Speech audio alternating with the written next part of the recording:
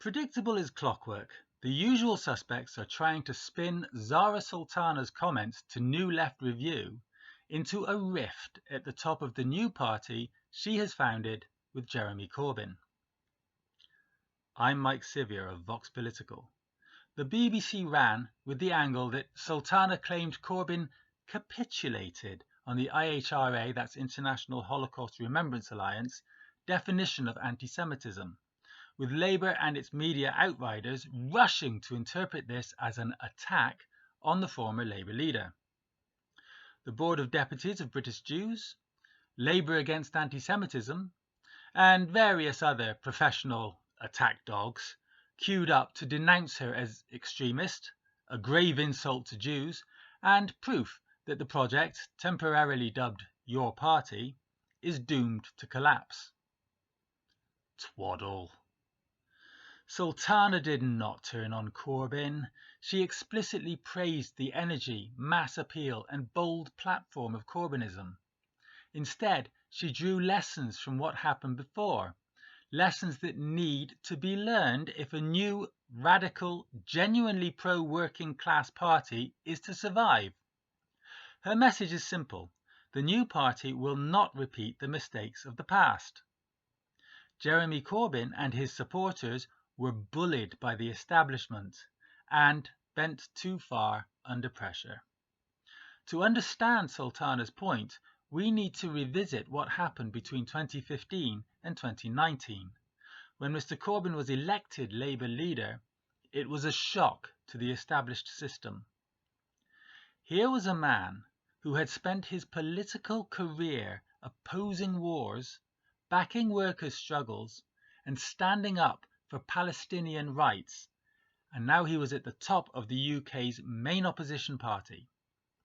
Within weeks of his victory, the establishment was openly discussing how to get rid of him. The first big weapon chosen was anti-Semitism. Zionist organisations, like the Campaign Against Anti-Semitism and Labour Friends of Israel, were on the rise, having been injected with new vigour by, according to some sources, the Israeli government, in which case vigour means funding and other resources. Of course, anti-Semitism exists, as it does across society, but these organisations claimed that in Labour, under Corbyn, its threat was inflated hugely. They weaponised and cynically manipulated this claim into a smear campaign. In 2016, under pressure, Mr. Corbyn appointed Shami Chakrabarti to investigate anti-Semitism within Labour. Her report found the problem was no worse than in any other party, and that Labour members, by and large, were not anti-Semitic. But instead of settling the issue, the findings were rubbished, and Chakrabarti herself was smeared as a stooge for having the audacity to produce balanced conclusions. From that point on, the attacks escalated. Every critical remark about Israel, which was becoming increasingly hawkish, read warlike towards its Arab neighbours and persecuting the Palestinians whose territory it had occupied, under Prime Minister Benjamin Netanyahu, was presented as evidence of anti-Semitism. The media whipped up scandals on a near weekly basis. MPs like Margaret Hodge hurled abuse at their leader in the Commons chamber, calling him a racist and anti-Semite, without evidence. When Ken Livingstone made clumsy remarks about Hitler and Zionism, his words were seized upon as if they proved anti-Semitism was endemic in Labour. The press, from The Guardian to the Daily Mail, joined in the chorus. Stories were selectively framed, quotes torn out of context, and a relentless drumbeat of allegations gave the public the impression that Labour had a problem. Then came the demand that Labour adopt the full IHRA definition of anti-Semitism. The IHRA wording itself is vague, but its examples of anti-Semitism include things like claiming that the existence of Israel is a racist endeavour, or applying double standards to Israel compared to other states. In practice, this has been used around the world to shut down criticism of Zionism, the movement for Jewish people to have a homeland where the ancient country of Israel used to be, and of Israeli policy. Mr. Corbyn's leadership initially resisted adopting the definition wholesale, warning that it could stifle legitimate criticism of Israel and advocacy for Palestinian rights. Labour drafted its own code of conduct that accepted the IHRA definition but included clarifications protecting free speech. That was a gift for the lobby groups. The Board of Deputies, the Jewish Leadership Council, and their media mates poured fire on Labour, claiming that anything less than unconditional adoption was proof of anti-Semitism. The right wing of the party, including then Deputy Leader Tom Watson and the Blairites, joined in, seeing an opportunity to crush Corbyn. Under unbearable pressure, Labour's National Executive Committee finally gave way in September 2018 and adopted the IHRA wording in full. Corbyn added a statement reaffirming the right to criticise Israel, but by then the damage was done. This is what Sultana means when she says Corbyn capitulated.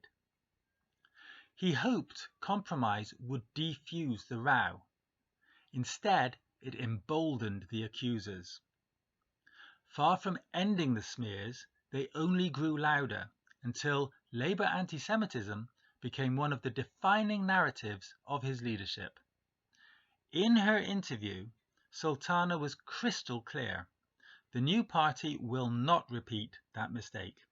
She said, "We have to build on the strengths of Corbynism, its energy, mass appeal, and bold policy platform, and we also have to recognise its limitations." It capitulated to the IHRA definition of anti-Semitism, which famously equates it with anti-Zionism, and which even its lead author, Kenneth Stern, has now publicly criticised.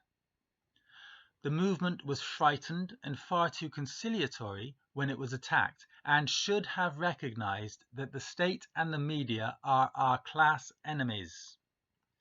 You cannot give these people an inch. This is not an attack on Jeremy Corbyn, the man. It is an attack on the tactics of appeasement. Sultana's point is that the new party cannot afford to believe the media will ever be its friend, nor that lobby groups with their own agenda will ever act in good faith. Show weakness and they will push harder. Compromise and they will only demand more. Predictably, the same groups that hounded Mr. Corbyn have wasted no time turning their fire on Ms. Sultana. Labour Against Anti-Semitism called her unsurprising and extremist. The Board of Deputies said calling the IHRA a capitulation was a grave insult. And Labour itself, now ruled by Netanyahu's puppy Keir Starmer, desperate to shut down the new party before it gets off the ground, claimed that Mr. Corbyn nearly led Labour to extinction and that Starmer tore the anti-Semitism out at the roots. Let's take a little look at that.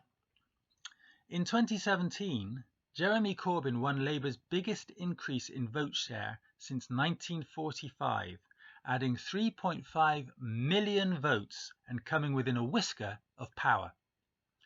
In 2019, he was dragged down by being asked to accommodate dodgy attitudes to Brexit, by Starmer, among others, and by a ferocious media campaign, but still won more votes than Starmer did in 2024. Starmer, meanwhile, presided over the lowest turnout in modern times and a vote total millions lower than Mr. Corbyn's, yet the press call it a landslide because the Conservatives collapsed. The claim that Mr. Corbyn nearly led Labour to extinction is beyond absurd. It is a rewriting of history designed to hide how weak Starmer's triumph really is, while Starmer is most likely leading Labour to extinction while that party is in office. Starmer's Labour has not rooted out anti-Semitism. That was never the plan. Instead, it has silenced Palestinian and pro-Palestinian voices, driven out anti-Zionists, and imposed lockstep loyalty to Israel, even as Gaza is reduced to rubble. This is why Sultana's intervention matters. The establishment wants the story to be about division between her and Corbyn. But the real story is that the new party has learned the lessons of the last decade. Corbynism showed that millions of people hunger for a radical alternative, public ownership of national utilities, investment in services, an end to austerity, genuine internationalism. It also showed how ferocious the backlash will be from those who feel threatened. The media, the state, and lobby groups are not neutral actors. They will not play fair. They will never accept a movement that challenges the rich and powerful. Mr. Corbyn hoped he could rise above the smears through patience and conciliation. He was wrong. Ms. Sultana is saying next time we fight back. So don't fall for the headlines about rifts and extremism. Ask who is writing those headlines and what they are trying to gain from them.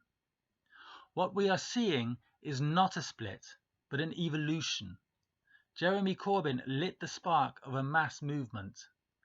Zarah Sultana is saying that spark will not be smothered again by the same old tricks. The new party will carry forward Corbynism's strengths, and it will refuse to be bullied into silence. That is not division, it is strategy. And it is exactly what is needed if this new political force is to survive, to grow, and to genuinely change British politics. I've been Mike Sivyer, and it's time to buy me a coffee. It means donating cash to help keep Vox Political alive. Donate more than £20 and I'll give you a free copy of my reissued first book, Strong Words in Hard Times. A new book is on its way soon. Subscribe to the video mailing list, like and comment on this video clip, and subscribe to the channel if you haven't already. And if you do all that, you'll be helping keep this channel alive, and then you'll be able to see me in the next one.